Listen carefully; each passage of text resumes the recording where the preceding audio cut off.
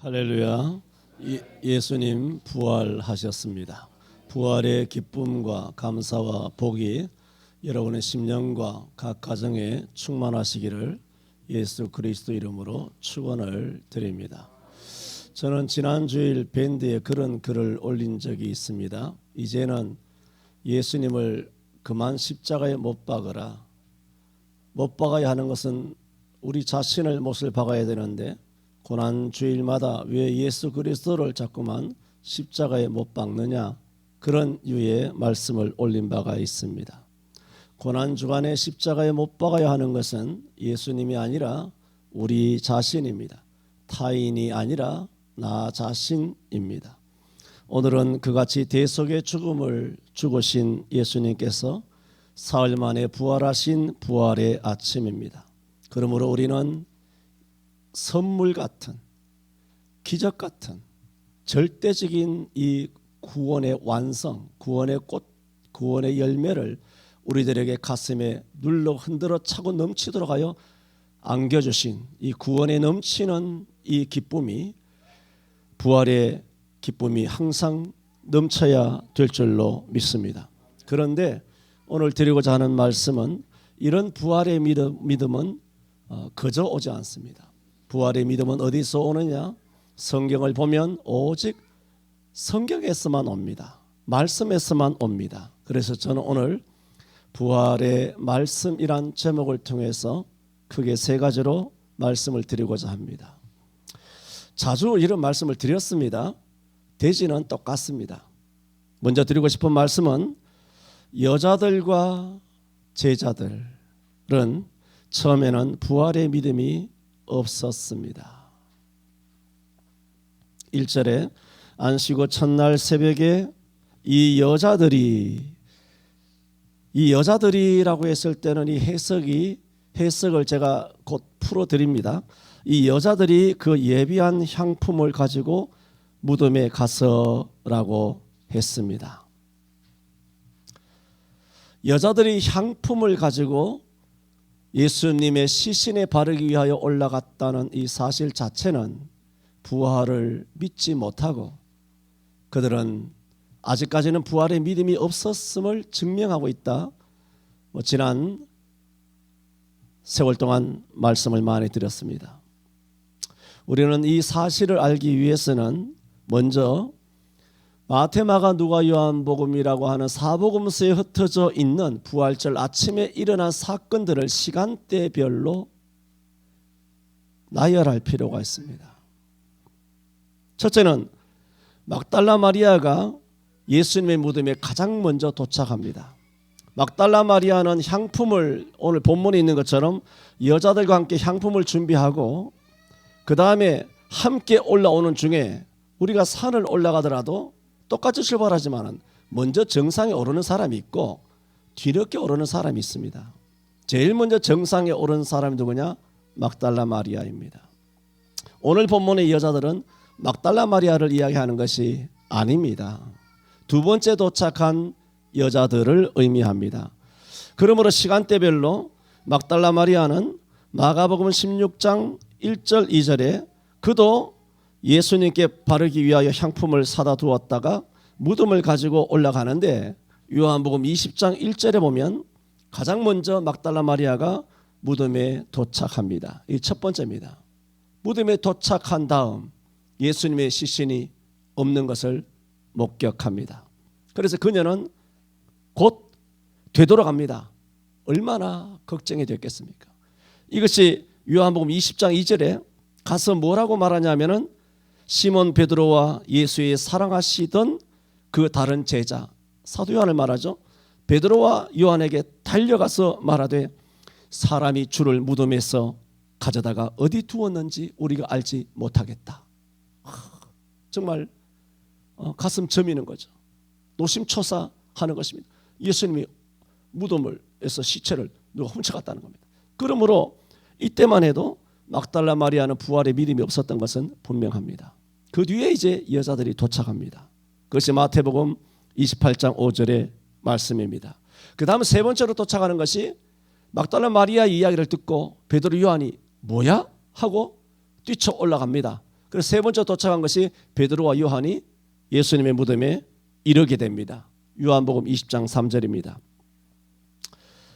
첫 번째 왔던 막달라 마리아가 베드로와 요한에게 예수님의 시신을 어디에 두었는지 아무도 알지 못한다라고 고했던 것처럼 여자들이 도착하고 여자들이 다시 무덤에서 돌아가서 11사도와 모든 다른 이에게 예수님의 부활을 고합니다.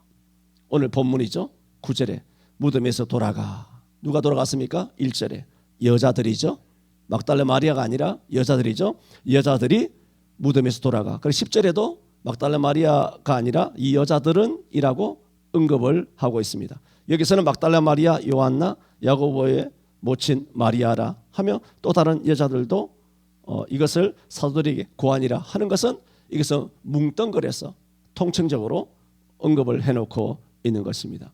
그래서 여자들도 무덤에서 돌아가 이 모든 것을 11사도와 사도에게만 아니라 모든 다른 이에게도 예수님이 부활하셨다는 것을 고합니다. 여자들도 처음 왔을 때는 분명히 부활의 믿음이 없었습니다. 그런데 오늘 9절을 보면 11사도와 모든 다른 이에게 고했다 했을 때 이 모든 것을이라고 말하는데 이때는 뭐냐 하면 1절에는 부활의 믿음이 없었던 이 여자들이 9절에는 부활의 믿음을 가지고 부활의 소식을 전했다는 말입니다. 그래서 오늘 말씀을 드리고자 하는 말씀은 그것입니다. 처음에는 막달라 마리아나 베드로나 요한 12제자 그리고 엠마오로 내려가는 두 제자 그리고 이 여러 여자들이 분명히 부활의 믿음이 없었습니다. 말하자면 인류 중에 부활의 믿음을 갖고 있었던 사람은 한 사람도 없었습니다. 아무도 부활의 믿음을 갖고 있지 못했습니다. 그런데 어떻게 이들이 부활의 믿음을 가지게 되었느냐를 오늘 말씀을 드리는 것입니다. 그래서 이 여자들도 예수님의 부활을 고하게 되고 그 다음에 이런 사실이 있는 다음 주께서 막달라 마리아에게 나타나시는 거죠. 보이게 되고 다른 여자들도 예수님을 보게 됩니다. 이것이 요한복음 20장 14절에 18절 마태복음 28장 9절에 있습니다.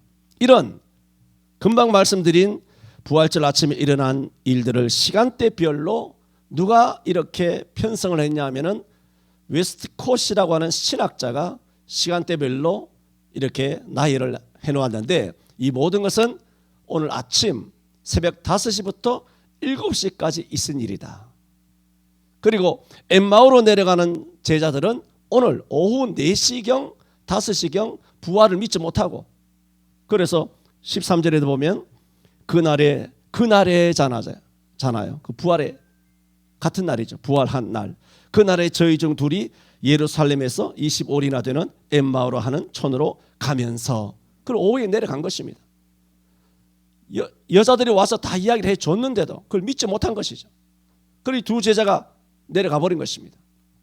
그것을 오후 4, 5시경으로 보고 그 다음에 요한복음 20장에 보면 유대인들이 두려워서 문을 꼭꼭 닫고 있었던 그 사건 그것은 그래서 12제자 물론 11제자지만 11제자에게 예수님께서 문을 열고 들어오셔서 성령을 받으라 하시며 숨을 내쉬면서 말씀하시고 평안이 있으라 하신 그것은 저녁 밤 한 8시경으로 그렇게 봅니다.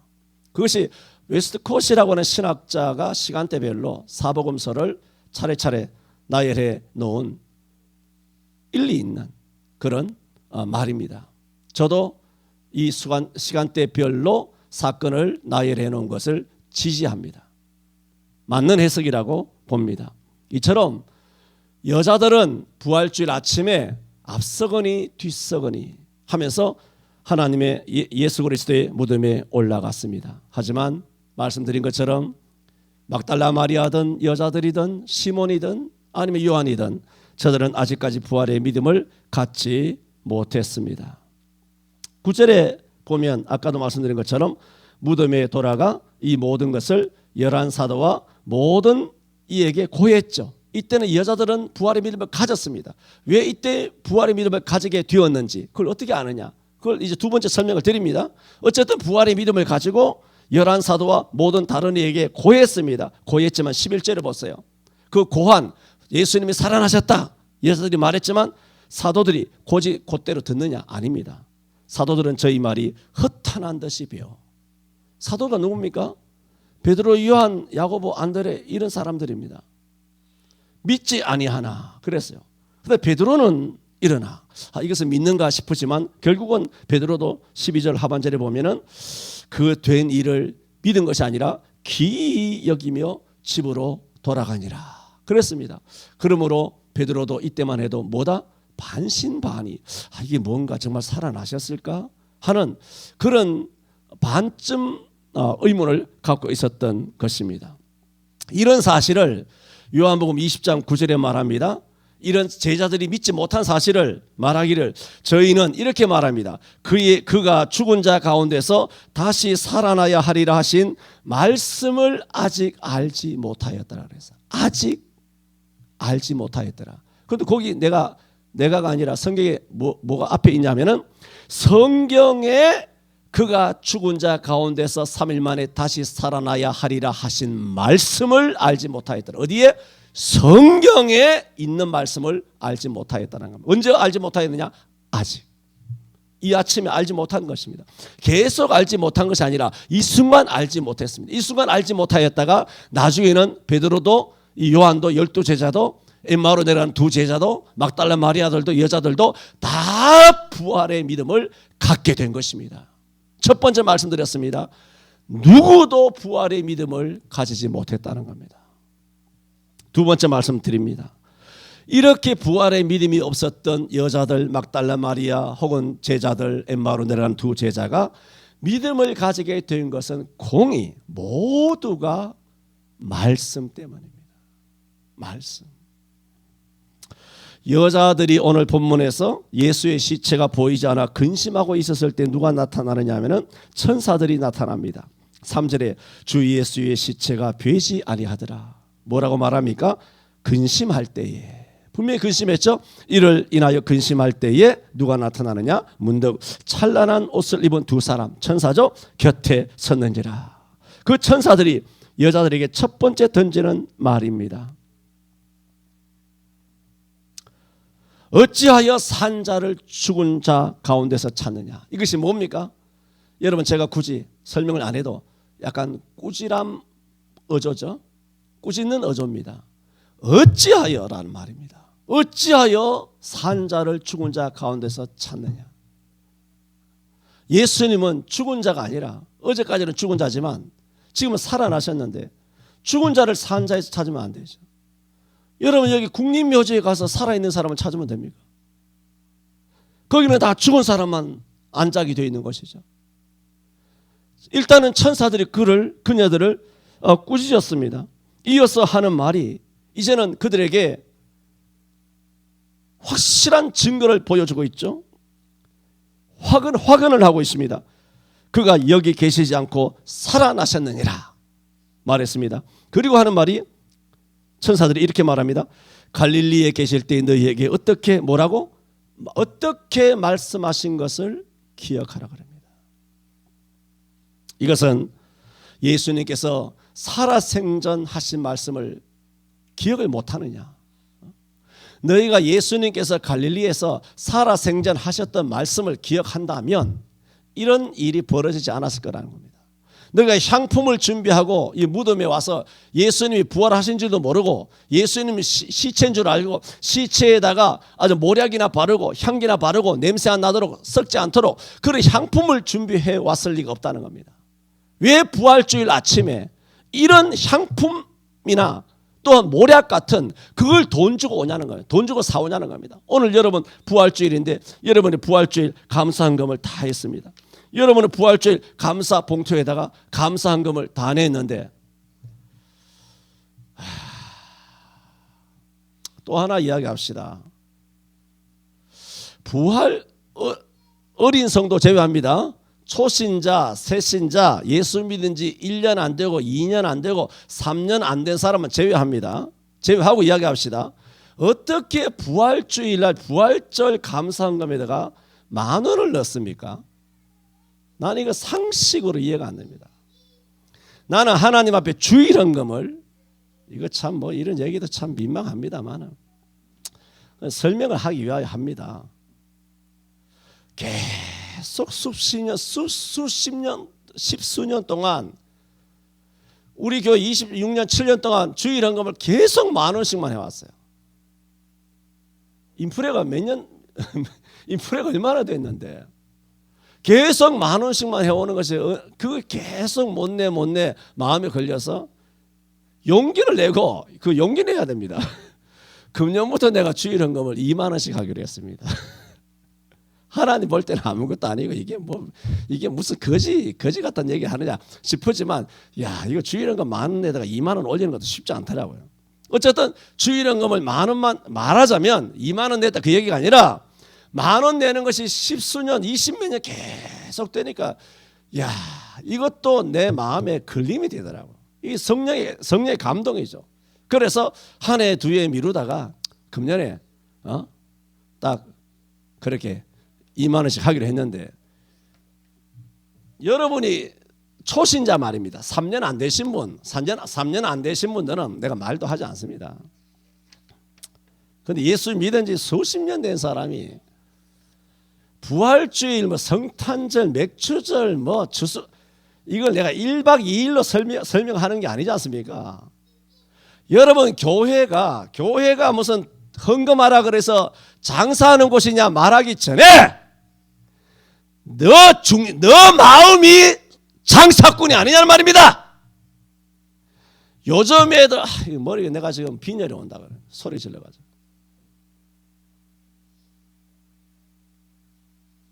애들한테 세뱃돈도 10,000원짜리 안 줍니다. 다 50,000원짜리 주지. 어따 부활주일에 이 10,000원 넣은 사람은 다음 주일에 40,000원 더 채워서 와. 기본이 안 됐잖아. 기본이 10,000원 가서 요즘 밥 한 끼 먹을 수 있어. 지금 말씀드리는 것은 부활주일 날 이 막달라 마리아가 여자들은 향품을 샀단 말입니다. 그 부활절 감사헌금이잖아. 그들은 부활을 생각한 감사헌금이 아니죠. 죽은 자를 생각하여 향품을 샀으니 향수도 십수만원씩 하잖아. 수십만원씩 하잖아. 그걸 자기들이 사서 그래서 부활절 아침에 갖고 왔단 말입니다. 그러므로 제가 말씀드리고자 하는 것은 헌금은 제대로 넣어야 되죠. 헌금을 많이 넣어야 된다는 것이 아니라 여러분이 오늘 부활절 감사헌금을 드린 그 부활절 감사헌금이 과연 부활을 감사하는 헌금으로 넣었는지 아니면 죽은 예수님의 시체에다가 향품 값으로 넣었는지 그렇게 죽은 예수에다가 향품 값으로 부활 헌금을 넣으면 안 된다는 말입니다. 그 막달라 마리아와 여자들처럼 똑같이 되는 것입니다. 이건 헌금이 아니죠. 믿음이 없는 헌금이에요. 이걸 지금 천사들이 꾸짖고 있지 않습니까? 갈릴리에서 예수님께서 너희에게 무슨 말씀을 하셨는지 기억하라 그랬어요. 너희가 그 말씀을 기억했다면 부활절 날 부활절 감사헌금을 넣어야 되는데 부활절 감사하러 올라오면서 어떻게 거기다가 시체 썩지 않도록 그 헌금을 넣어서 왔느냐는 겁니다. 이것은 뭡니까? 하나님께서 천사를 통하여 부활절 헌금에 대하여 꾸짖으신 말씀 아닌가요? 그러므로 나도 여러분에게 부활절 헌금을 제대로 못하면 꾸짖어야 되는 거예요. 왜? 천사들이 꾸짖었잖아. 부활절은 부활절 헌금을 넣어야 되는 것이지.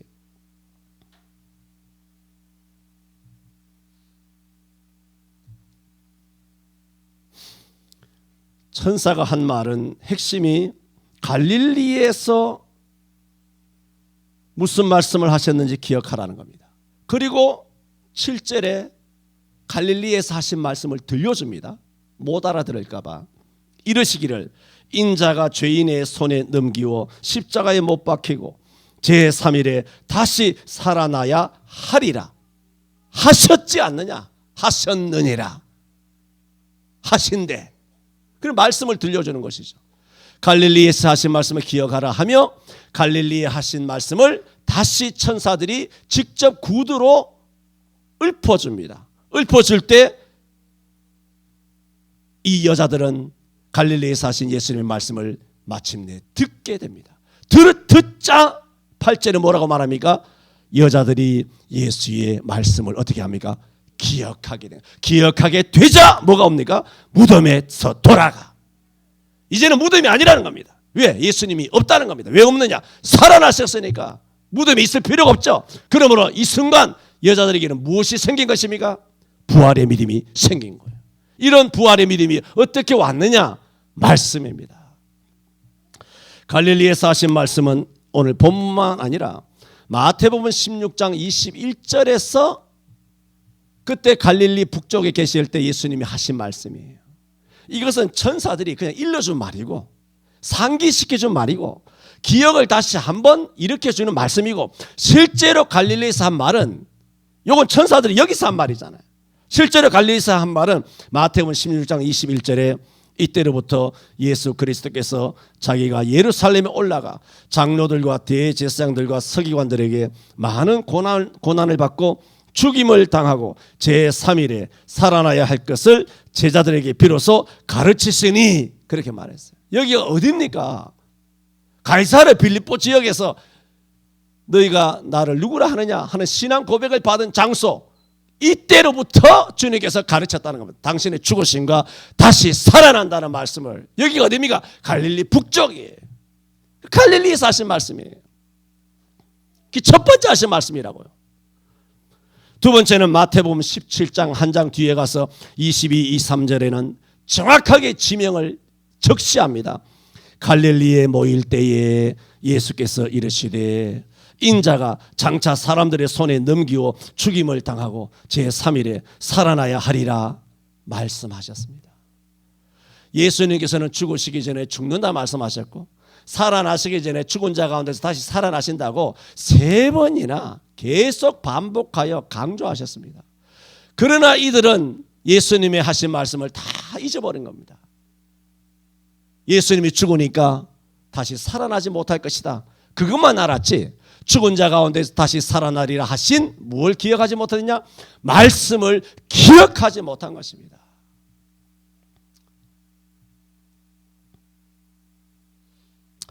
여자들이 그리고 제자들이 이렇게 부활의 믿음이 없었던 것은 언급한 것처럼 그들이 하나님의 말씀을 알지 못해서가 아닙니다. 그들이 하나님의 말씀을 듣지 못해서가 아닙니다. 여자들과 제자들은 예수님이 죽은 자 가운데서 다시 살아나야 하리라는 말씀을 여러 번 들었습니다. 들었지만 왜 부활을 믿지 못했느냐 하면, 말씀을 들었어도 설마, 그렇잖아요. 설마 죽은 자가 어떻게 다시 살아나느냐. 예수님이 하시는 말씀이니까 그냥 듣죠. 한 귀로 왔다가 한 귀로 흘리는 거죠.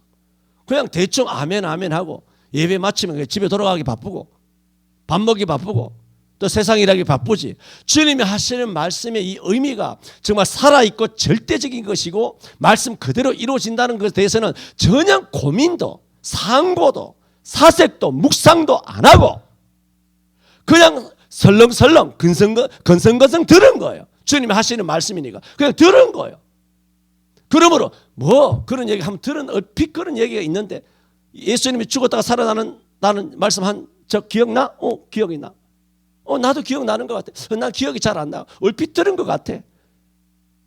설령 제대로 들었다 할지라도 여자들은 설마 그 말씀대로 살아나겠느냐. 주님께서 우리에게 소망과 위로를 주기 위하여, 내가 죽더라도 낙심하지 말라고 하기 위하여 그냥 한 번쯤 해보신 말씀이 겠거니. 그러므로 이 여자들과 베드로를 비롯한 사도들 모두 뿐만 아니라 오늘 우리에게 왜 아무런 역사가 안 일어난다는 게 아니에요. 왜 우리가 더 하나님 앞에서 정말 풍성한 은혜를 가지고 풍성한 그리스도인의 삶, 성령으로 충만한 삶을 살지 못하느냐 하면, 사실은 우리가 들은 그 말씀이 살아있는 말씀이 아니라 죽어 있는 겁니다. 저들은 죽은 말씀, 죽은 지식을 갖고 있었던 것입니다. 이렇게 죽은 말씀, 갈릴리에서 들었던 죽은 말씀을 갖고 있었던 여자들에게 천사가 들려준 그 말은 저들의 죽은 말씀을 살아나게 하였고, 여자들로 하여금 부활의 믿음을 갖게 한 것입니다. 오늘날 우리는 이 여자들보다 하나님으로부터 들은 말씀이 훨씬 많이 있습니다. 혹 우리가 들은 말씀이 다 이 여자들처럼 들은 말씀이 죽어 있지 않은지 돌아보아야 합니다. 혹 우리 속에 들은 말씀, 배운 말씀, 익힌 말씀, 암송한 말씀, 수도 없는 설교, 읽은 말씀, 이 말씀들이 죽어 있다면 오늘 부활주일에 들려주시는 말씀을 통하여 다시 살아나기를 바랍니다. 예수님은 2000년 전에 부활하셨습니다. 예수님의 부활에 대하여, 예수님의 십자가의 죽으심에 대해서 더 이상 다시 부활하신다, 다시 죽으신다, 그런 얘기를 그만하셨으면 좋겠습니다. 예수님은 부활하신 지가 이미 오래입니다.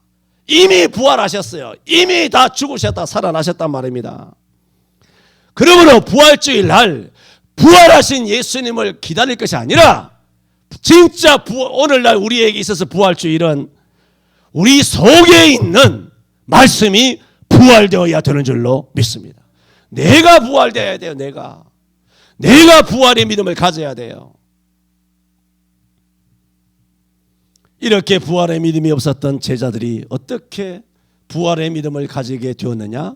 그것은 말씀 때문입니다. 세 번째로, 엠마오로 내려간 제자들도 부활의 믿음을 가지게 된 것은 말씀 때문입니다. 여자들이 11사도와 모든 다른 이에게 9절에 고했죠.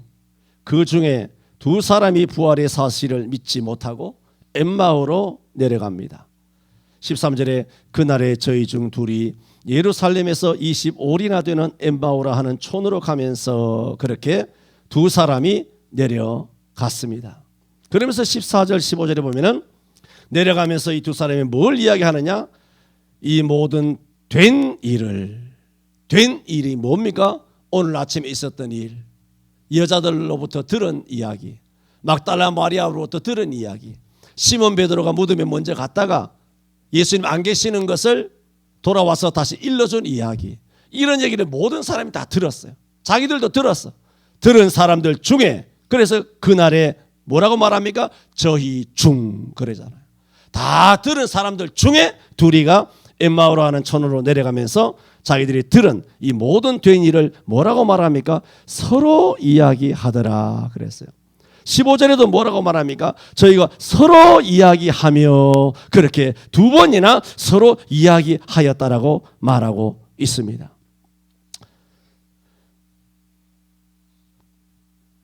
저들은 부활하신 예수님이 가까이 이르러 동행하셨지만 15절에 보면 저희가 서로 이야기하며 문의할 때에 예수께서 가까이 이르러 저희와 동행하시나 16절에 저희의 눈이 가리워져서 그인 줄 알아보지 못하거늘 17절에는 예수께서 말씀하시기를 너희가 길 가면서 서로 주고받고 하는 이야기가 무엇이냐 하시니 2사람이 뭐라고 말합니까? 슬픈 빛을 띠고 그렇게 말합니다.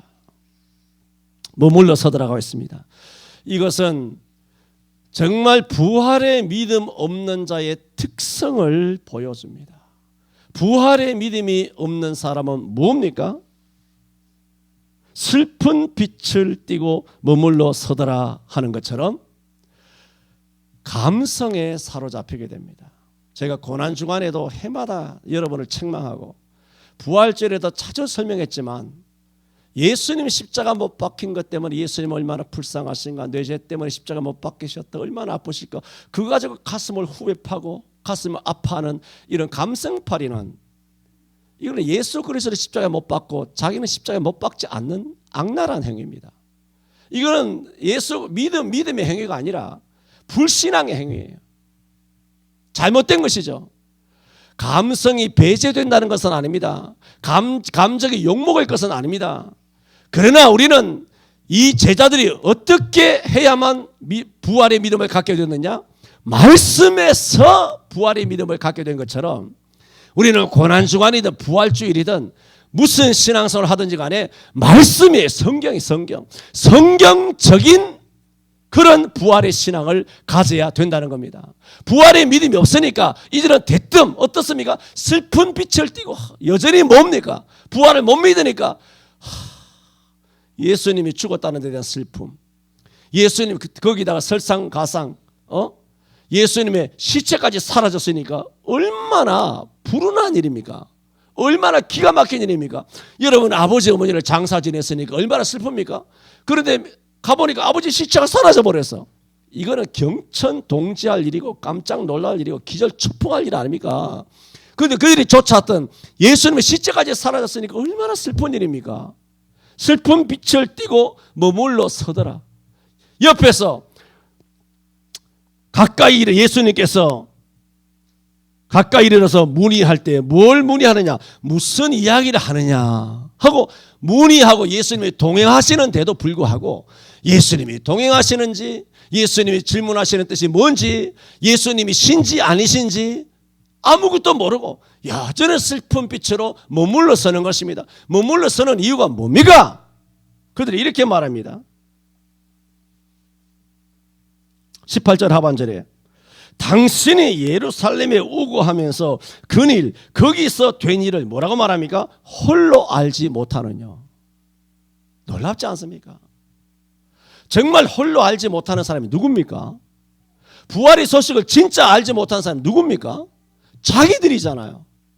자기들이 부활의 소식을 알지 못하고 믿음이 없어서 내려가 놓고 예수를 못 알아보았다 하더라도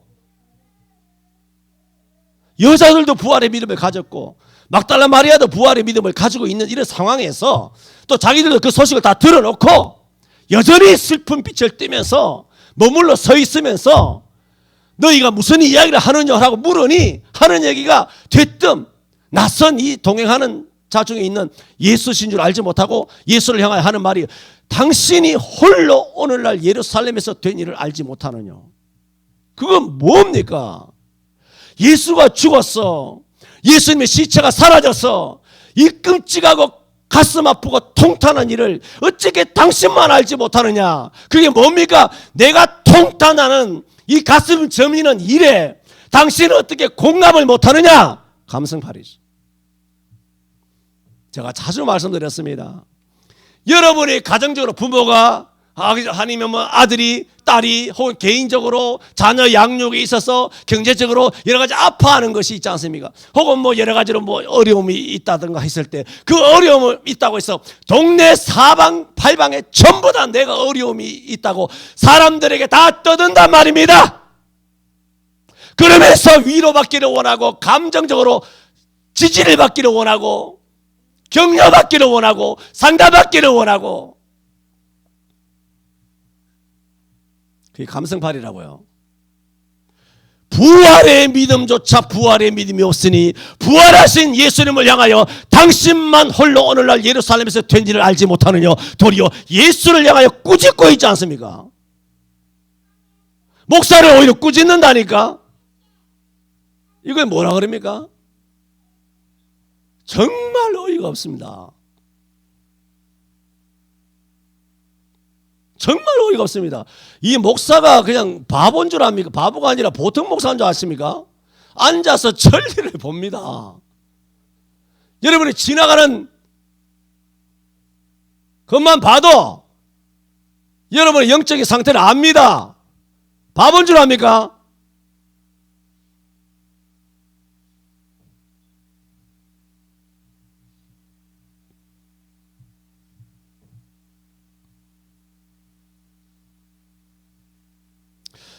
그러므로 말씀 중심에 뿌리 내린 부활의 신앙이 아닌 자는 이처럼 내가 이렇게 예수 시체가 없어져서 아픈데 당신은 그것도 모르고 나의 아픔에 좀 공감 좀 해줘라. 지금 예루살렘에서 난리가 났다고 지금.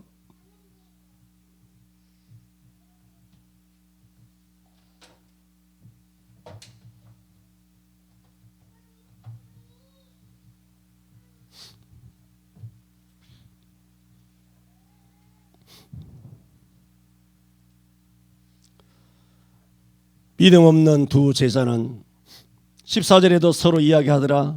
15절에도 서로 이야기했을 때 주님께서도 그것을 지적했습니다. 17절에 너희가 길 가면서 서로 주고받고 하는 이야기가 무엇이냐 했습니다. 서로 막 이야기하고 있어요. 믿음도 없는 것들이 둘이 만나가지고 서로 막 이야기하는 거예요. 서로 막 이야기하는 거 아셔야 합니다. 믿음 없는 사람들이 만나서 서로 아무리 이야기해도 그것은 믿음에 아무런 보탬이 안 됩니다.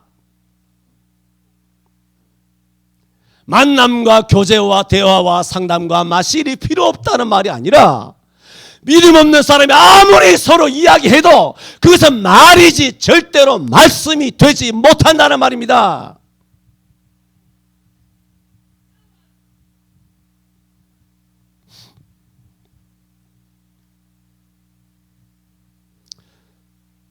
그래서 예수님께서는 서로 말만 하고 있는 그들에게 뭘 들려주시느냐? 말씀을 들려줍니다. 27절에 이에 예수께서 모세와 및 모든 선지자의 글로 시작하여 모든 성경에 쓴 바 자기에 관한 것을 자세히 설명하시니라 그랬어요. 성경 말씀을 들려줍니다. 그럴 때 어떻게 됩니까? 31절에 저희 눈이 밝아집니다. 어떻게 할 때? 말씀을 풀어줄 때. 32절에 나중에는 저희가 서로 말하죠. 이제는 밝아지니까 서로 말할 때 이 서로 말하는 것이 앞서서의 서로 말과는 완전히 차원이 달라요. 서로 말하되 왜? 이제는 부활의 믿음을 가졌으니까 서로 말하되 하는 말이 길에서 우리에게 뭐라고? 말씀하시고 우리에게 무엇을? 성경을 풀어주실 때에 우리 속에서 마음이 뜨겁지 아니하더냐. 주님께서 말씀을 풀어주니 이렇게 되었다는 말입니다. 그러므로 제자들이 부활의 믿음 없이 엠마오로 내려가면서 서로 이야기했을 때는 눈이 가리워졌고 슬픈 빛을 띄었고 감성파리로 감정적인 그리스도인이 되었으나 예수님의 말씀을 들을 때 그들이 어떻게 되었다? 눈이 가리워진 데서 눈이 밝아졌어요. 감성 중심으로 되었던 슬픈 빛이 그 감정이 어떻게 됐습니까? 마음이 뜨거워졌다는 겁니다. 하나님은 감정을 무시하지는 않습니다.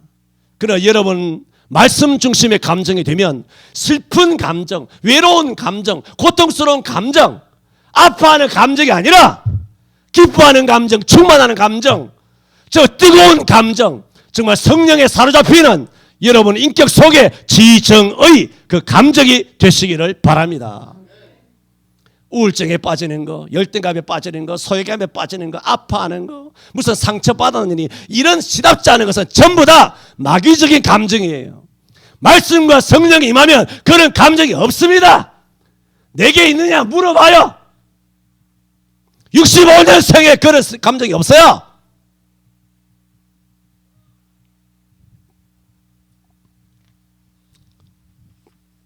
그래서 부활의 믿음을 가지게 되자 이 두 제자가 엠마오로 내려가다가 33절에 어디로 돌아갑니까? 곧 그 시로 일어나 예루살렘에 돌아가. 다시 올라가죠. 그리고 35절에는 이 사람들도 여자들처럼 증거합니다. 말하기를 주께서 과연 살아나시고 시몬에게 나타나셨다 하는지라. 다른 사람들이 말하니까 두 사람도 그렇게 말하잖아요. 두 사람도 길에서 된 일을 말하고 예수께서 떡을 떼심으로 자기들에게 알려주신 것을 전하더라 말하더라. 부활을 증거하는 부활의 전도자가 된 것입니다. 그러면 아까도 말한 것처럼 이 여자들이 말씀을 몰랐습니까? 알았잖아요. 갈릴리에서 전한 말씀 알았잖아요. 이 두 제자도 마찬가지예요. 말씀을 알았습니다. 19절에서 24절이 뭡니까? 이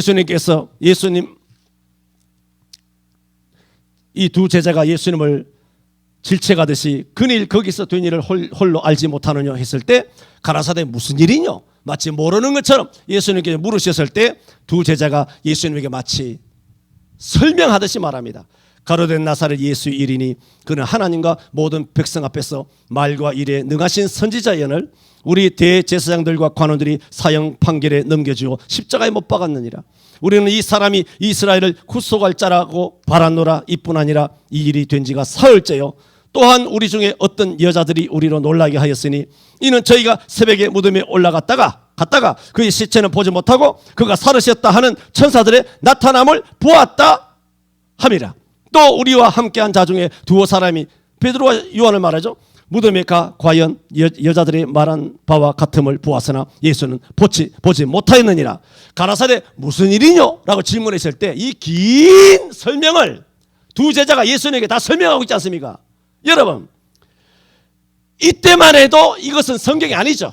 이건 뭡니까? 실시간 오늘 아침에 예루살렘에서 오전에 일어난 일들이에요. 실시간 일어난 일들을 이들은 들었어요. 들은 것을 예수님에게 오후 4시 5시경 들려주었어요. 그런데 실시간 듣고 들은 얘기를 예수님께 들려준 이 말씀이 그때는 성경에 기록 안 됐잖아요. 기록이 안 됐지만 이 말씀이 그 후에 성경에 기록됐잖아요. 기록됐기 때문에 오늘 누가복음 여기 있는 거 아닙니까? 기록됐죠. 그러므로 그들은 실시간 들은 소식들이 뭡니까? 실제로는 성경이었다는 거예요. 그러므로 이 제자들이 두 제자가 성경을 몰라서 엠마오로 내려갔다는 말씀이 아니라는 것을 지금 설명드리는 겁니다. 이 두 제자도 성경을 잘 알고 있었다는 겁니다. 단지 그들은 성경 말씀을 뉴스로만 오늘 아침에 4시 반에 나사렛 예수가 부활하셨다. 9시 뉴스에 KBS. 그런데 사기라 하더라. 제자들이 도둑질 해갔다고 하더라. 맞아, 백신 선전하듯이 똑같은 거예요. 똑같은 거. 지금 10만 명이에요. 10만 명 찍으니까 뭐라 그럽니까? 질본이 돼지들이 이제는 코로나가 안정세에 들었다 그럽니다. 10만 명인데 그런 걸 뉴스를 자막을 보면서도 이 5,300만 명이 뚜껑이 안 열리고 야, 안정세 들어서 토형이다. 이제는 마스크도 안 쓰는 날이 오고 이제는 뭐 거리두기도 없고 마음대로 가서 밥 먹을 수 있고 아이고 다행이다. 대통령 열심히 했네. 이건 개돼지지 뭡니까?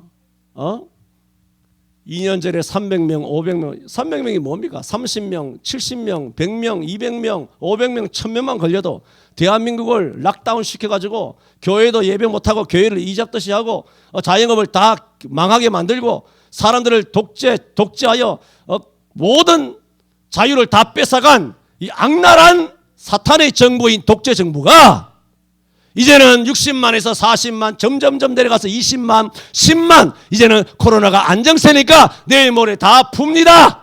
다 풀었죠. 마스크만 빼고. 거기에도 다 이유가 있습니다. 그걸 내가 다 이야기 못하고 그래도 이렇게 푸는 것은 정권 말미기 때문에 푸는 게 아닙니다. 그 뒤에 누가 있냐면은 화이트햇이 있습니다. 트럼프가 있습니다. 그 배후에는 전능하신 하나님께서 다 모가지를 틀어지고 다 그렇게 작업하고 있기 때문에 이제는 그들이 더 이상 갈려도 못 갑니다. 우크라이나 사태도 마찬가지고 상하이가 지금 봉쇄되는 것도 마찬가지고 전 세계 악한 뱀의 새끼들 사탄의 종자들을 하나님께서 트럼프와 푸틴을 통하여 전 세계 악의 세력들을 발본색원하고 다 처형하기 위하여 다 솎아내는 그런 신령한 영적 전쟁이라는 것을 알아야 합니다. 곧 우리나라에도 그런 일이 벌어지게 됩니다. 대만에도 벌어질 것이고 이스라엘에도 벌어지게 됩니다.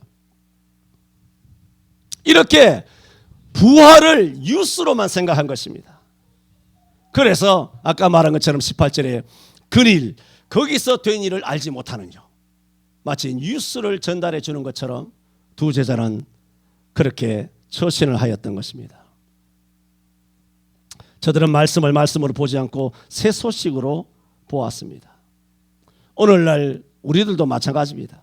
목사들은 전능하신 하나님의 말씀을 선포하기보다 성도들 입맛에 맞는 정서에 맞는 호불호에 맞는 맞춤형 설교로 감성과 지성만 만족시키고 있습니다.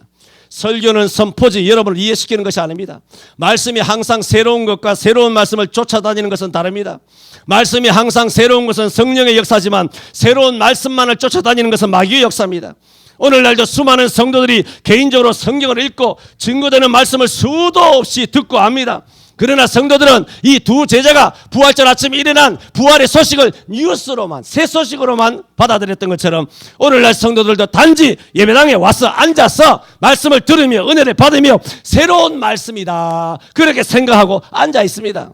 그런 말씀은 아무리 들어도 알아도 죽은 말씀일 뿐입니다.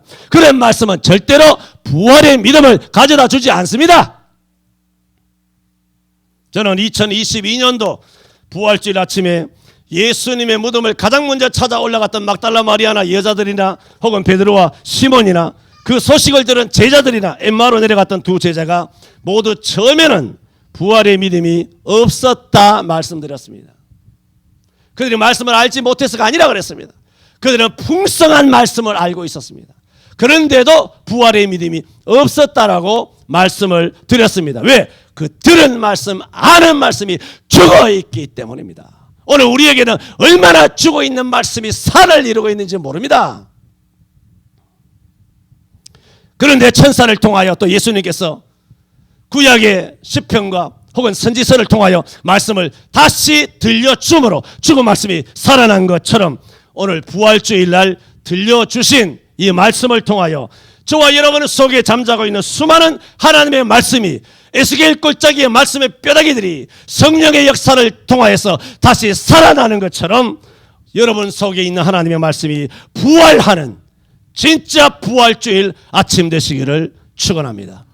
기도합니다.